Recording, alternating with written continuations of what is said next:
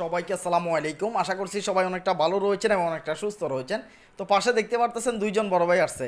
বাইরে একটু পরিচয় দিব, কোথায় থেকে আসছে, কি কারণে আসছে একটু আমরা জানতে চাইবো। ভাই কি নাম একটু বলেন, কোথায় থেকে আসছেন? আমার নাম মোহাম্মদ বাচ্চু মিয়া, আমি আসছি চট্টগ্রাম পতেঙ্গা থেকে। আচ্ছা আচ্ছা, বাচ্চু ভাই চট্টগ্রাম পতেঙ্গা থেকে আসছে। আমি কয়েকদিন আগে গেছিলাম পতেঙ্গা। আচ্ছা আচ্ছা। কয়েকদিন আগে গেছিলাম বলতে ছোটো ভাই যখন বিদেশ থেকে আসতেছে এয়ারপোর্টে গেছি, তখন দেখতেছি যে অনেক সময়, এরপরে পতেঙ্গা যাই, প্রায় 2-3 ঘন্টা সময় ওইখানে কাটাইলাম। তো ভাই একটু নাম বলেন। আমার নাম মোহাম্মদ মাইনুদ্দিন। মাইনুদ্দিন, কোথা থেকে আসছেন? কুমিল্লা বড়ুয়া থানা। হ্যাঁ, বলতে একটু খারাপ লাগছে, কেন জানেন? কারণ নামটা পরিচয় দিচ্ছে না। এর ভিডিও দেখছেন মনে হয়, এর আগে দেখছে না, অনেকেই দেখছে। এর আগেও একবার আসছিল আমার কাছে, এর আগে আসছিল তখন আমার আইডি পেজের জন্য আসছিল, ফেজের জন্য আসছিল। তখন আমরা বসে ফুলের উপরে বসে কথাবার্তা বলছিলাম, একটা ভিডিও বানাইছিলাম। তো এখন আজকে আরেকটা আইডি নিয়ে আসছে, ভিডিও ভাইরাল, মনিটাইজেশনও পাইছে, রিলসের মনিটাইজেশনটা চলে গেছে রিলসের নাকি।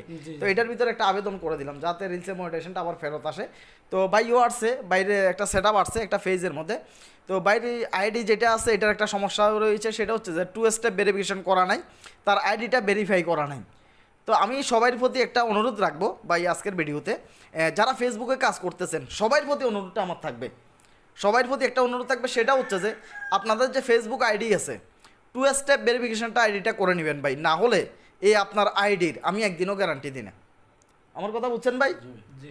আপনাদের আইডিগুলার একদিনও আমি গ্যারান্টি দিই না। 2 স্টেপ ভেরিফিকেশন যদি আইডির মধ্যে যদি না থাকে, আর যদি আইডি ভেরিফাই যদি না থাকে, আইডি ভেরিফাইটা কি?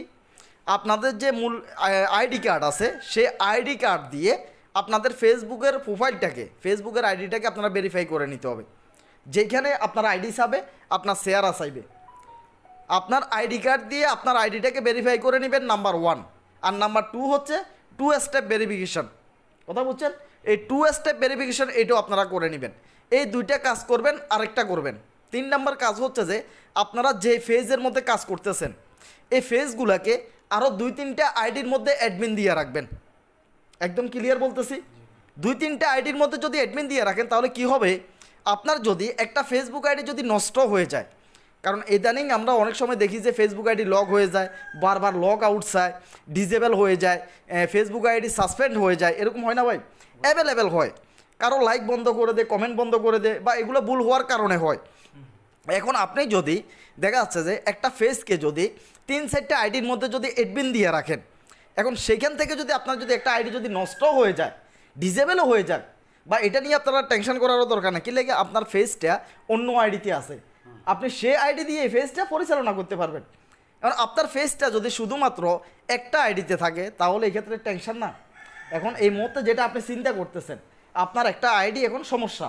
এখন ধরেন আপনার যদি আর যদি 2-1টা আইডির মধ্যে যদি আপনার ফেসটাকে যদি অ্যাডমিন দিয়ে রাখতেন, তাহলে ওই ফেস দিয়ে এখন আপনি ইজিভাবে কাজগুলো চালিয়ে যেতে পারতেন।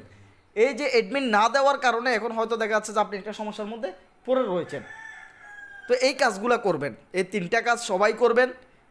আপনার আইডি কার্ড দিয়ে আইডিটাকে ভেরিফাই করে নেবেন, 2 স্টেপ ভেরিফিকেশন করে নেবেন। আইডির মধ্যে দেখা যাচ্ছে 3-4টা আইডির মধ্যে আপনার ফেসটাকে অ্যাডমিন দিয়ে রাখবেন। আপনি পাসওয়ার্ড ভুলে যান, সমস্যা হোক, কিন্তু আপনি যখন অ্যাডমিন দিয়ে রাখবেন আপনার ফেসটা অটোমেটিক থাকবে ভাই। বুঝতে পারছেন? তো যাক, আমরা আর কথা বেশি বাড়াবো না। বাইরে আসছে, বাইরের সাথে অনেকক্ষণ বসছি, কথা বলছি, তবে বাইরে কোনো উপকার করতে পারি না, এর জন্য আমি দুঃখিত। আপনাকে অসংখ্য ধন্যবাদ ভাই, আসলে আপনি ভাই অনেক কষ্ট করে আসছে, দেখা যাচ্ছে যে আমার সাথে দেখা হওয়ার জন্য ভাই অনেক দৌড়াদৌড়ি করছে, অনেক দিকে ঘুরছে।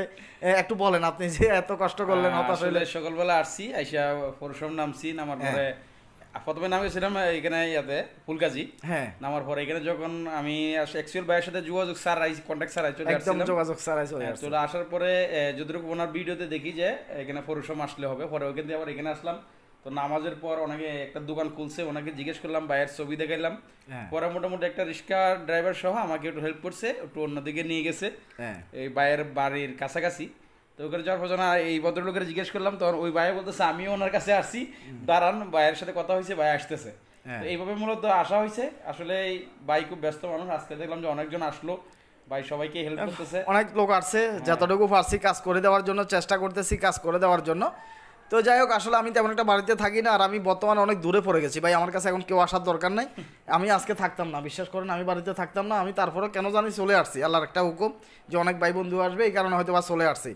আমি এখন প্রত্যেকটা সপ্তাহ বাড়িতে থাকবো না, কারণ আমি যাতে অনেক দূরে পড়ে গেছি, তো এর জন্য আমি মাসে একবার কিংবা 15 দিনে একবার আসবো।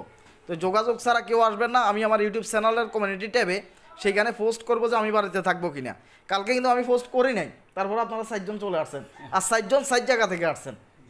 একজন আসছে ব্রাহ্মণবাড়িয়া, ঠিক আছে, একজন আসছে ফরিদপুর, হ্যাঁ ফরিদপুর থেকে আসছে, এখন আপনি আসছেন চট্টগ্রাম থেকে, মিয়া আসছে, মাহিদ্দিন ভাই আসছে কুমিল্লা থেকে, 4 জন 4 জেলা থেকে। কারো লগে কারো যোগাযোগ নাই, আমার সাথেও কারো যোগাযোগ নাই, সবাই এখানে আসার পরে দেখা হয়েছে।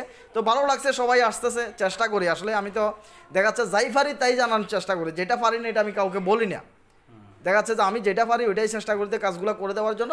আর দেখা যাচ্ছে যে না জেনে আপনারা আসবেন না ভাই, ফিরে যাবেন, পরে অনেকটা সমস্যার মধ্যে পড়বেন। তো আমাদের জন্য দোয়া করবেন, সবাই ভালো থাকবেন, সুস্থ থাকবেন, আর ভাইদের জন্য অবশ্যই শুভকামনা থাকবে। আর যে কথাগুলো বলবো এগুলো একটা মনে রাখবেন, যে কথাগুলো বলছি, যে আইডি ভেরিফাই করে নেবেন, 2 স্টেপ ভেরিফিকেশন চালু করে নেবেন, ফেসকে অ্যাডমিন দিয়ে রাখবেন। এই কাজগুলো যারা করবেন না তারা দেখা যাচ্ছে যে অযথা কষ্ট করবেন, লাভের বেলায় শূন্য।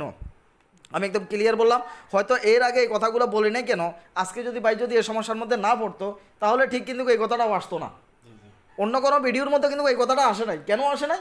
সমস্যা হয় নাই বিদায় আসে নাই। আজকে যাতে একটা সমস্যা হয়েছে এর জন্য কথাগুলো উঠে আসছে। আপনার ফেসকে আপনি অবশ্যই অ্যাডমিন দিয়ে রাখা লাগবে 4-5টা আইডির মধ্যে।